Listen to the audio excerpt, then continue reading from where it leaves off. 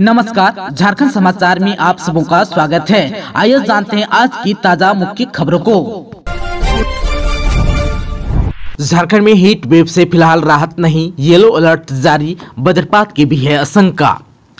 भीषण गर्मी से फिलहाल राहत की उम्मीद नहीं है। झारखंड में 9 जून तक हीट वेव की स्थिति रह सकती है। इस दौरान गरज के साथ वज्रपात की आशंका व्यक्त की गई है। इसके साथ ही तेज हवाओं के झोंके चल सकते हैं। इसे लेकर मौसम विभाग ने येलो अलर्ट जारी किया है। हालांकि अपने पूर्वानुमान में विभाग ने हल्की बारिश की भी संभावना जताई है।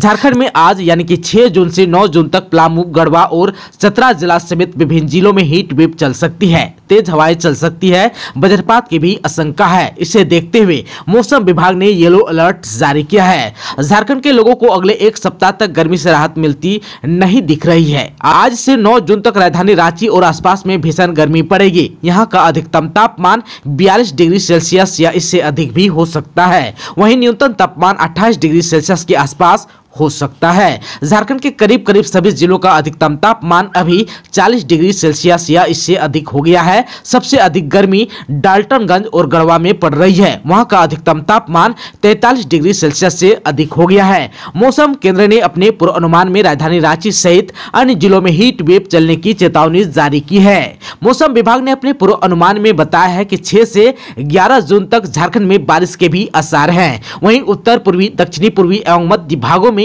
हल्की बारिश की संभावना जताई गई है। इंडिया गठबंधन सरकार बनाने की रेस में नहीं, खड़गे बोले सही वक्त का इंतजार करेंगे। कांग्रेस के अध्यक्ष मल्लिकार्जुन खड़गे ने बैठक के बाद कहा, इंडिया गठबंधन सरकार नहीं बनाएगी। उन्होंने कहा, हम सही वक्त का इंतजार करेंगे। खड़गे ने कहा, हम मोदी की नीतियों का विरोध करना जारी रखेंगे। कांग्रेस अध्यक्ष ने कहा, यह हमारा निर्णय है और हम इन बिंदुओं पर पूरी तरह सहमत हैं और हमने लोगों से जो वादे किए हैं उन्हें पूरा भी करेंगे। उन्होंने कहा कि लोकसभा चुनाव का जनादेश प्रधानमंत्री नरेंद्र मोदी के खिलाफ है, लेकिन वह इसे नकारने की हर संभव कोशिश करेंगे। खड़गे ने बैठक में अपने संबोधन में कहा, मैं इंडिया गठबंधन के सभी साथियों का स्वागत करता हूं। हम एक साथ लड़े, तालमेल से लड़े और पूरी ताकत से लड़े। आप सबको बधाई। कल्पना सोरेन इंडिया गठबंधन की बैठक में शामिल होने के लिए पहुंची दिल्ली। गांडेय विधानसभा से विधायक सह पूर्व मुख्यमंत्री हेमंत सोरेन की पत्नी कल्पना सोरेन बुधवार को इंडिया गठबंधन की बैठक में शामिल होने के लिए दिल्ली पहुंची। बैठक में शामिल होने से पूर्व वह वहां पर मौजूद लोगों को हाथ हिलाकर अभिवादन किया, साथ ही विक्ट्री साइन भी दिखाई। आप सबको बता दूं कि इंडिया गठबंधन की बैठक बुधवार को होने वाली थी, जो बहुत ही महत्वपूर्ण थी। इसमें सभी घटक दलों को बुलाया गया था।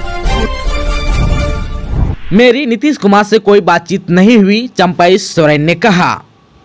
सीएम चंपई सोरेन ने कहा कि राजनीति के हर मोड़ पर लोग मिलते जुलते रहते हैं, इसमें कोई दिक्कत नहीं है। उन्होंने यह भी कहा कि मेरी नीतीश कुमार से कोई बातचीत नहीं हुई है। अगर हमारे साथी दल में से किसी ने नीतीश कुमार से बात की होगी तो इसकी मुझे जानकारी नहीं है। वे बुधवार को दिल्ली में मीडिया से बातचीत में बोल रहे थे। उन्होंने कहा कि राजनीति में सभी दलों के साथ मुलाकात होती रहती है, यहाँ कोई भी अछूता नहीं है। बताते चले कि एनडीए के घटक दल टीडीपी और जेडीयू किंगमेकर के भूमिका में आ गए हैं। अब केंद्र में सरकार बनाने के लिए बीजेपी टीडीपी के चंद्रबाबू नायडू और जदयू के नीतीश कुमार पर निर्भर हो गए हैं। एनडीए की बैठक में शामिल हुए आजसू प्रमुख सुदेश महतो, कई मुद्दों पर हुई चर्चा। आजसू प्रमुख सुदेश महतो लोकसभा चुनाव के बाद बुधवार को एनडीए की हुई बैठक में हिस्सा लिया। इस दौरान नई सरकार के गठन और राष्ट्र निर्माण की रणनीति पर चर्चा हुई। बैठक में एनडीए घटक दल के सभी बड़े नेता शामिल हुए। आप सबको बता दें कि पीएम मोदी ने अपना इस्तीफा राष्ट्रपति द्रौपदी मुर्मू को सौंप दिया है। हालांकि वह नई सरकार के गठन तक प्रधानमंत्री का कामकाज संभालते रहेंगे। आप सबको बता दूं कि आजसू एनडीए घटक दल का एक अहम हिस्सा है। उनकी पार्टी झारखंड में बीजेपी के साथ गठबंधन में है। इस लोकसभा चुनाव में वह एक सीट पर लड़ी जहां उन्हें शानदार जीत मिली। गिरिडीह लोकसभा सीट से आजसू के चंद्र प्रकाश चौधरी ने जीत दर्ज की। उन्होंने मथुरा महतो को 70,000 से अधिक मतों से हराया। वहीं तीसरे स्थान पर निर्दलीय प्रत्याशी जयराम महतो रहे। उन्हें भी 3.5 लाख से अधिक वोट मिले। झारखंड में आचार संहिता उल्लंघन के 101 मामले दर्ज, नहीं हुई हिंसक और नक्सली घटनाएं, के रवि कुमार ने कहा। झारखंड के सीईओ यानी कि मुख्य निर्वाचन पदाधिकारी के रवि कुमार ने कहा कि इस बार के लोकसभा चुनाव में आदर्श चुनाव आचार संहिता उल्लंघन के 101 मामले दर्ज हुए, जो पिछले 2 लोकसभा चुनाव के मुकाबले कम है। उन्होंने कहा कि जागरूकता के कारण ये संभव हुआ है। इस चुनाव में नक्सली और हिंसक घटना भी नहीं हुई। वे बुधवार को धुरवा के निर्वाचन सदन में चुनावी प्रक्रिया समाप्त होने के बाद पत्रकारों से बातचीत कर रहे थे। झारखंड के सीईओ यानी कि मुख्य निर्वाचन पदाधिकारी के रवि कुमार ने बताया कि लोकसभा चुनाव 2024 की प्रक्रिया पूरी हो चुकी है। भारत निर्वाचन आयोग का निर्देश मिलते ही झारखंड में आदर्श आचार संहिता के निष्प्रभावी होने की घोषणा कर दी जाएगी। उन्होंने बताया कि पिछले 2 लोकसभा चुनाव की अपेक्षा इस बार सबसे कम आदर्श चुनाव आचार संहिता उल्लंघन के मामले दर्ज किए गए हैं।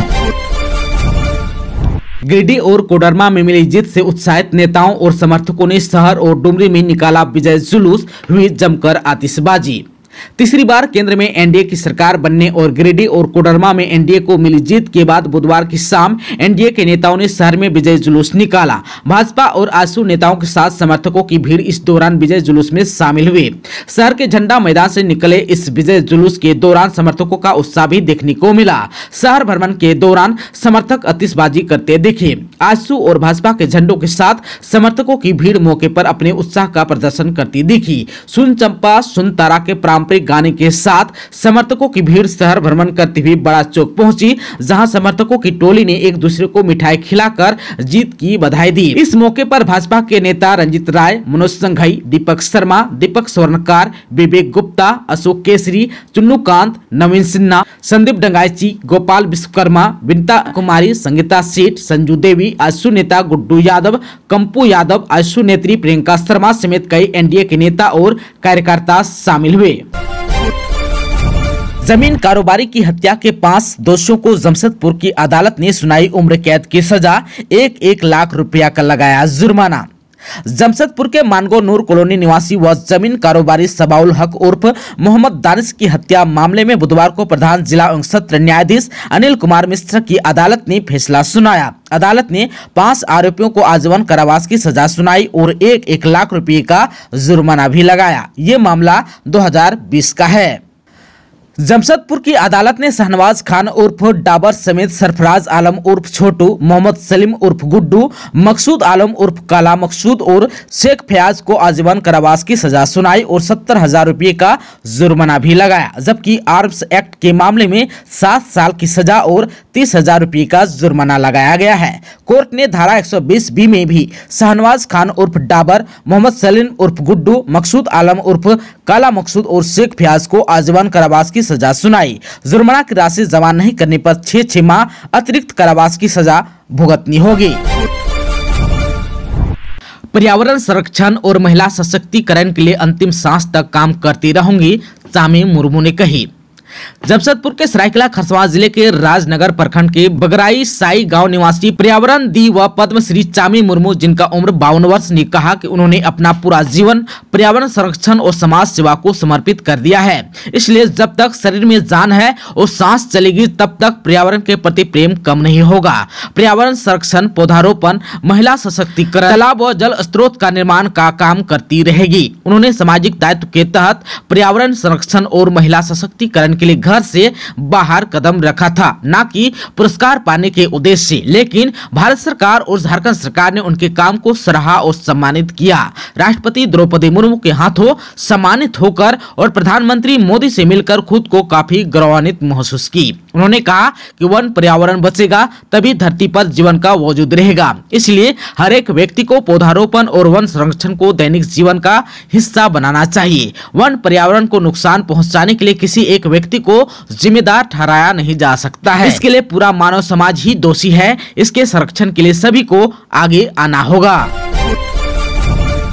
कालीचरण मुंडा और संजय सेठ ने चुनाव जीतने के बाद निकाला विजय जुलूस, समर्थकों ने जमकर फोड़े पटाखे। खुट्टी संसदीय क्षेत्र से विजयी होने के बाद कांग्रेस पार्टी के निवर्तमान सांसद कालीचरण मुंडा बुधवार को सिमडेगा पहुंचे। सिमडेगा पहुंचने पर कांग्रेस पार्टी के कार्यालय के निकट कालीचरण मुंडा का जोरदार स्वागत किया गया। पत्रकारों से बातचीत करते हुए कालीचरण मुंडा ने कहा कि यह जीत उनकी नहीं, खुट्टी संसदीय क्षेत्र के लोगों की जीत है। उन्होंने कहा कि खुट्टी संसदीय क्षेत्र में निवास करने वाले सभी लोगों को लेकर चलेंगे, उनकी समस्याओं के समाधान के लिए काम करेंगे, जिले में स्वास्थ्य सुविधाओं को बेहतर करने के लिए भी काम करेंगे। वहीं कांग्रेस पार्टी के अलावा महागठबंधन के कार्यकर्ता में जमकर उत्साह भी दिखा। जुलूस के दौरान कार्यकर्ताओं ने जमकर अबीर गुलाल उड़ाए और आतिशबाजी भी की। वहीं रांची के नवनिर्वाचित सांसद संजय सेठ ने लोकसभा चुनाव में जीत के बाद विजय जुलूस निकाला। यह जुलूस सांसद आवास से काली मंदिर तक निकाली गई। इस दौरान संजय सेठ ने काली मंदिर और हनुमान मंदिर में पूजा अर्चना भी की। शोभा यात्रा के दौरान ढोल ताशा नगाड़े के साथ राम दरबार की भव्य झांकी निकाली गई। रांची के सांसद संजय सेठ ने अपनी जीत पर रांची की जनता को बधाई देते हुए कहा, जीत हमारी नहीं, यह रांची की जनता की जीत है। जनता को धन्यवाद देते हुए उन्होंने कहा कि जो स्नेह और प्यार रांची लोकसभा की जनता ने दिया है उसके लिए हृदय से धन्यवाद। उन्होंने रांची के जो अधूरे कार्य हैं उन्हें पूरा करने का आश्वासन भी दिया। पर्यावरण प्रेमी मदन मोहन सोरेन ग्रीन मैन की उपाधि से सम्मानित किए गए। जमशेदपुर प्रखंड अंतर्गत बेको पंचायत के डाला पानी गांव में बुधवार को वन अधिकार समिति की ओर से विश्व पर्यावरण दिवस समारोह सह सम्मान समारोह का आयोजन किया गया। मौके पर पर्यावरण प्रेमी मदन मोहन सोरेन को वन अधिकार समिति व वन सुरक्षा समिति की ओर से पर्यावरण को बचाने व लोगों को जागरूक करने के लिए ग्रीन मैन उपाधि से सम्मानित किया गया। उन्हें समिति के सदस्यों ने पत्तों से बना टोपी और पारंपरिक वस्त्र देकर सम्मानित किया। मौके पर मदन मोहन सोरेन, किंकर महतो, पूर्व मुखिया दुर्लभ बेसरा अन्य ने पर्यावरण संरक्षण के संबंध में अपनी बातों को भी रखा। बोकारो में सड़क हादसा, एक व्यक्ति की हुई मौत, आक्रोशित लोगों ने की सड़क जाम। बोकारो के सियालजोड़ी थाना क्षेत्र के चास तलगड़िया मुख्य पथ के उसरडी बांधडीह पत्थर खदान के समीप अज्ञात वाहन की चपेट में आने से एक व्यक्ति की मौत हो गई। मृतक का नाम उसरडी के स्वर्गीय गोविंद राय का पुत्र नारायण राय, जिनका उम्र 58 वर्ष है। घटना की सूचना पाकर परिजन और ग्रामीण पहुंचे और मुआवजा को लेकर मुख्य पथ पर शव को रखकर घंटों जाम कर दिया। इस संबंध में बताया जाता है कि बुधवार की सुबह करीब 5 बजे नारायण राय सड़क पार कर रहे थे कि अचानक किसी तेज गति से पार हो रही भारी वाहन की चपेट में आ गया। इस कारण उसकी मौत घटनास्थल पर ही हो गई। परिजन का रो रो कर बुरा हाल हो गया है। मृतक परिवार में एकमात्र कमाओ था, दैनिक मजदूरी कर परिवार चलाता था। राहगीरों ने जब शव को देखा तो इसकी सूचना पुलिस और परिजनों को दी। परिजनों और ग्रामीण घटनास्थल पर पहुंचे और मुआवजा को लेकर सुबह 6 बजे से मुख्य पथ को जाम कर दिया। स्थानीय पुलिस ने काफी समझाया पर लोग मुआवजे की मांग को लेकर अड़े थे। सूचना पाकर सीओ चास दिवाकर दुबे भी पहुंचे। उन्होंने परिजनों को सरकारी प्रावधान के तहत मिलने वाली लाभ दिलवाने का आश्वासन दिया पर वे लोग नहीं माने। पुनः वर्ता हुआ। वर्ता में हिट एंड रन के तहत 3 लाख रुपए, आवास, पेंशन सहित अन्य सरकारी लाभ देने पर सहमति बनने के बाद 11 घंटे के बाद जाम को हटाया। पलामू की अदालत ने हत्या के 4 दोषियों को सुनाई उम्र कैद की सजा। रास्ते की जमीन को लेकर हुआ था विवाद। पलामू की अदालत ने बुधवार को हत्या के 4 दोषियों को उम्र कैद की सजा सुनाई और जुर्माना भी लगाया। रास्ते की जमीन को लेकर हुए विवाद में अजय रामपासी की हत्या कर दी गई थी। वह मजदूरी के काम करता था। ये मामला वर्ष 2020 का है। पलामू जिले के चैनपुर थाना क्षेत्र में हत्या के 4 दोषियों को शंकर कुमार महाराज की अदालत ने सश्रम आजीवन कारावास की सजा सुनाई। इनमें चैनपुर थाना क्षेत्र के गुराहा निवासी गुड्डू पासी, रमावतार पासी, महेश पासी और सुनीता देवी शामिल है। नशा कारोबार के खिलाफ कार्रवाई में लापरवाही की तो गिरेगी गाज, डीजीपी आज करेंगे समीक्षा। नशा कारोबार के खिलाफ कार्रवाई में लापरवाही बरतने पर पुलिसकर्मियों पर गाज गिरेगी। इसे लेकर आज गुरुवार को डीजीपी अजय कुमार सिंह जिले के एसएसपी, एसपी के साथ वीडियो कॉन्फ्रेंसिंग के माध्यम से समीक्षा बैठक करेंगे। झारखंड हमेशा अफीम समेत अन्य नशीले पदार्थों के उत्पादन को लेकर सवालों के घेरे में रहता है। इसके उत्पादन और उपभोग में भी वृद्धि देखी गई है। कई बार तो हाईकोर्ट ने संज्ञान लेते हुए कार्रवाई करने का निर्देश भी दिए हैं। झारखंड पुलिस के मुताबिक बीते 5 सालों में करीब 2024 कांड दर्ज किए गए हैं, जबकि उक्त कांडों में करीब 4949 लोगों को गिरफ्तार भी किया गया है। एंटी नारकोटिक्स टास्क फोर्स के माध्यम से कार्रवाई की जा रही है। अफीम उत्पादन और उपभोग सबसे ज्यादा चतरा, पलामू, लातेहार और रांची में दर्ज किया गया है। इस समस्या के निवारण के लिए दीर्घकालीन योजना तैयार की गई है। ठेकेदारों की मनमानी के खिलाफ एकजुट हुए ग्रामीण हफ्ते भर में पक्का डायवर्जन नहीं बनने पर करेंगे सड़क जाम। पश्चिमी सिंहभूम जिले के कराईकेला पंचायत के बरडी गांव के समीप में संवेदक यानी कि ठेकेदार सत्यम बिल्डर्स ने 2 माह पहले कराईकेला बरडी गांव के संजय नदी पर बने पुल को तोड़ दिया। पुल तोड़ने के बाद संवेदक को ब्लास्टिंग करने की अनुमति नहीं मिली। इसके बाद संवेदक ने नदी में मिट्टी डालकर कच्चा डायवर्जन बनाने के बाद कार्य को अधूरा छोड़ दिया। बारिश से पहले पुल का निर्माण नहीं होने से कराईकेला, लांडूपोदा, ओटार, सिलफोड़ी पंचायत के 25,000 से अधिक ग्रामीणों की मुश्किलें बढ़ जाएंगी। जल्द उनकी मांग नहीं मानी गई तो रांची चाईबासा मुख्य मार्ग को जाम किया जाएगा। पश्चिमी सिंहभूम जिले में बारिश को देखते हुए ग्रामीणों ने नदी में पक्का डायवर्जन बनाने की मांग संबंधित विभाग से की है। इसी कड़ी में बुधवार को बरडी गांव में ग्रामीणों ने रिटायर्ड शिक्षक परशुराम महतो की अध्यक्षता में बैठक की। इसमें मुख्य रूप से पूर्व विधायक शशि भूषण साम्ड, डॉक्टर विजय सिंह गगराई, भाजपा नेता पवन शंकर पांडे, ललित मोहन गिलवा मौजूद थे। इस दौरान ग्रामीणों ने कहा कि पिछले कई वर्षों से बरडी गाँव के संजय नदी पर नए पुल निर्माण की मांग की जा रही है। बारिश के कारण पुल क्षतिग्रस्त हो गया था। उस समय भी ग्रामीणों ने संबंधित विभाग से नए पुल निर्माण की मांग की थी। इसी बीच विभाग ने पुल की मरम्मति के लिए 45 लाख रुपए स्वीकृत किया और 4 माह पहले 45 लाख रुपए खर्च कर बरडी पुल की मरम्मति भी की गई थी। पुल मरम्मत के 2 माह बाद ही नए पुल निर्माण की स्वीकृति मिली। सत्यम बिल्डर्स को काम मिला। संवेदक ने पुल को तोड़ दिया। पुल तोड़ने से बारिश के मौसम में ग्रामीण आवागमन नहीं कर सकेंगे, इसलिए ग्रामीण विरोध कर रहे हैं। गिरिडीह के जमुआ में पुलिस का छापा, 565 बोतल अंग्रेजी शराब हुआ जब्त। गिरिडीह के जमुआ पुलिस ने अवैध शराब के खिलाफ छापामारी अभियान चलाकर बड़ी सफलता हासिल की है।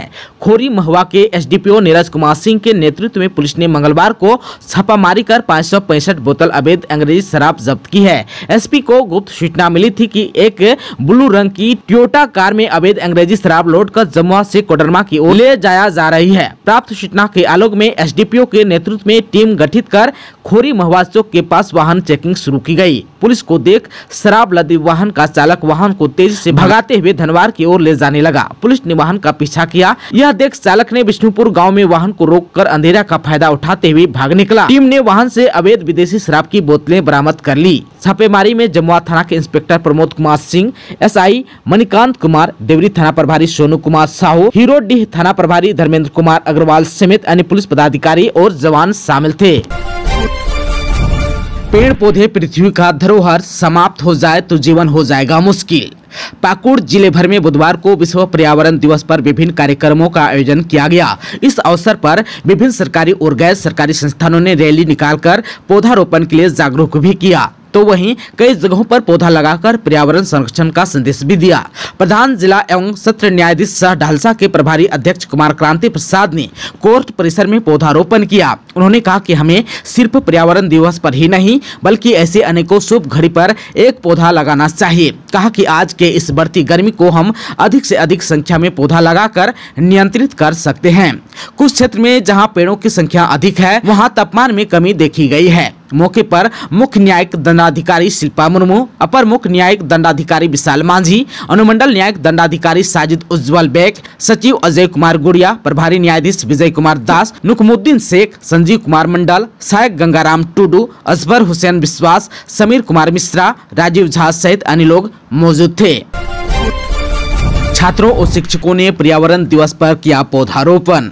महेशपुर में विश्व पर्यावरण दिवस पर बुधवार को विद्या निकेतन विद्यालय में बच्चे और शिक्षकों ने पौधारोपण कर पर्यावरण दिवस मनाया। स्कूल के प्रिंसिपल राहुल मिश्रा ने पर्यावरण के महत्व के बारे में बताया। कहा कि आज के समय में प्रत्येक देशवासियों को कम से कम एक पौधा अवश्य लगाना चाहिए। जिस प्रकार आज विश्व का तापमान बढ़ रहा है उसी अनुपात में पौधा लगाना आवश्यक है, नहीं तो हमारा पर्यावरण का संतुलन बिगड़ जाएगा। इससे हमारे आने वाले पीढ़ियों को अनेकों प्रकार की समस्याओं का सामना करना पड़ेगा। डिबरा खदान में चाल धंसने से एक व्यक्ति की हुई मौत।